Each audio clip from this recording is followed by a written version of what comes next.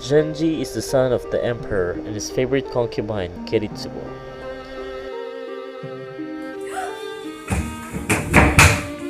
I have known your reputation.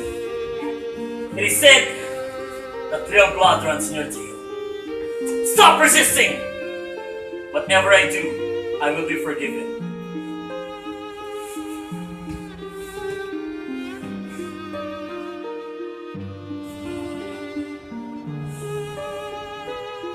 Do you know my name?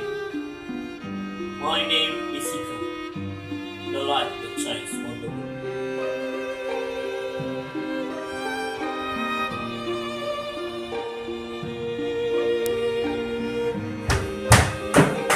You dirty woman! Somebody of Robert like you will give birth to the Emperor's child! I will never allow you! This time you finally be united with the Emperor!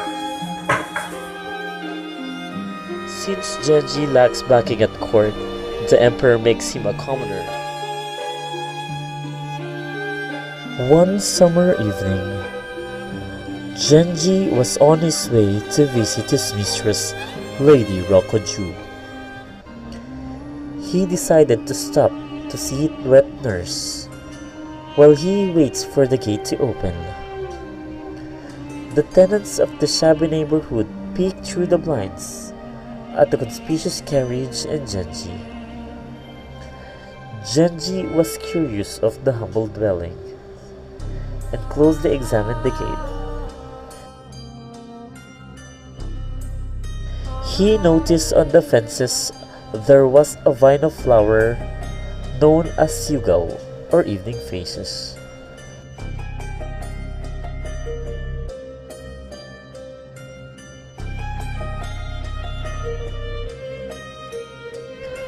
He asked his servant to cut a flower.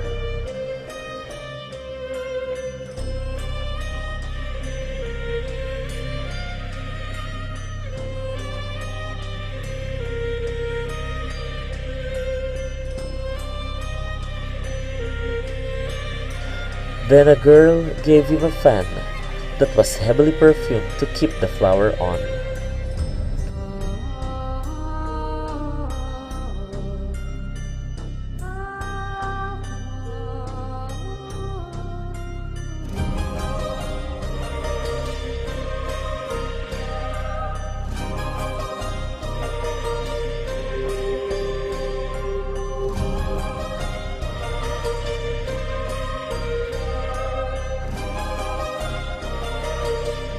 The fan had a poem. The flower that puzzled you was but the yugao, strange beyond knowing in its dress of shining dew. Genji became curious of the author of this poem and ordered Koremitsu to gain more information for him.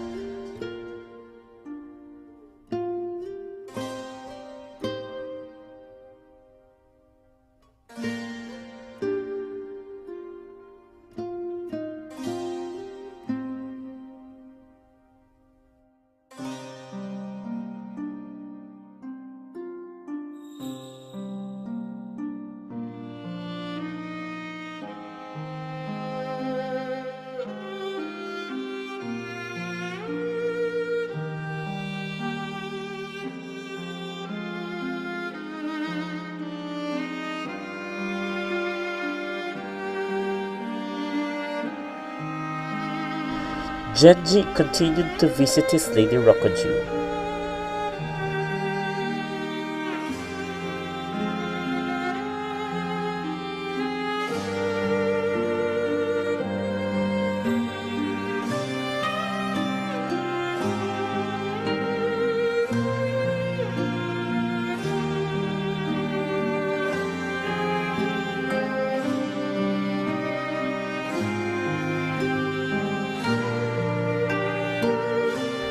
Koremitsu told Genji of the happenings in the house of the Yugo lady. Soon, autumn came, but Genji still was not satisfied with the information Koremitsu provided.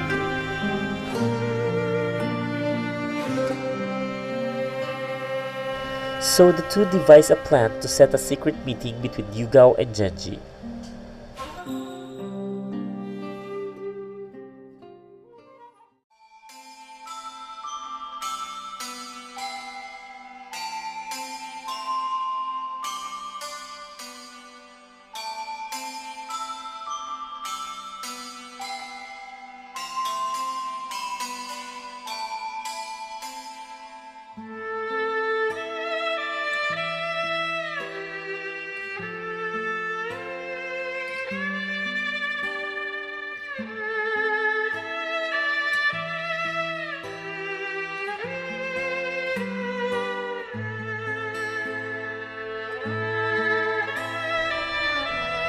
In the cloak of the night, Genji arrived at Yuga's home. They hit off very well.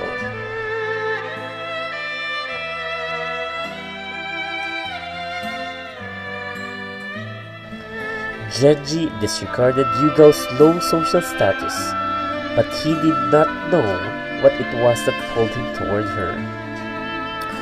To his dismay, Genji was finding hours away from his new mistress unbearable. While Yuga was half afraid of Genji because he would mysteriously come only at night. And they were so deeply in love with each other.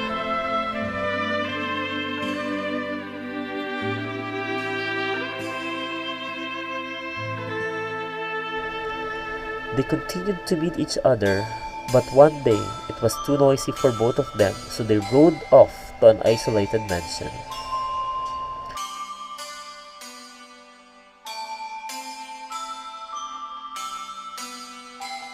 They spent the night together, and in the middle of the night,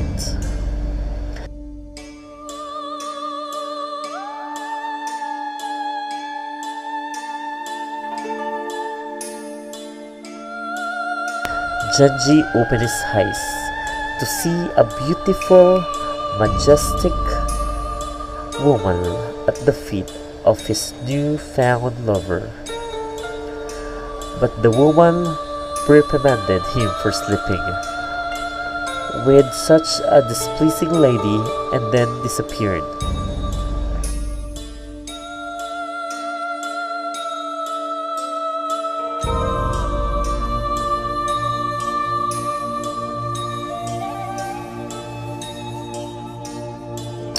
Yugo seemed to be in a horrible nightmare and breathed in a shallow manner.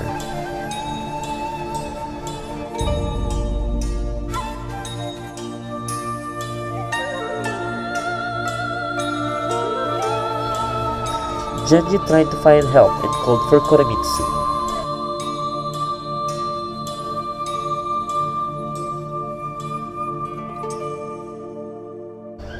Koremitsu came with the courage and advised Genji to return to the palace to prevent a stir in court on the missing prince.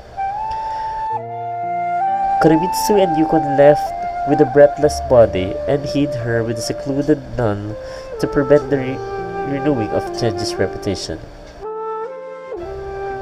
But Genji dressed as a commoner once again to see Yuga's funeral.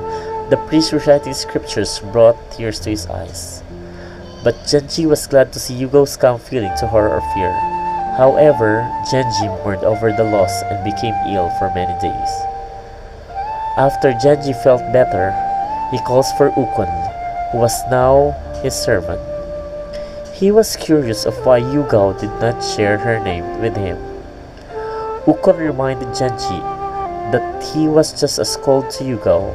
He was too mysterious and Yugo felt like she was unimportant. Ukon explained that when Yugo was young, her father had died and she ended up in the arms of a married man. Afraid of the wife, Yugo ran away to the house of her old wet nurse where Genji had met her. Genji felt ashamed as he looked upon the pleasant view that contrasted with the little house where the Yugo had lived.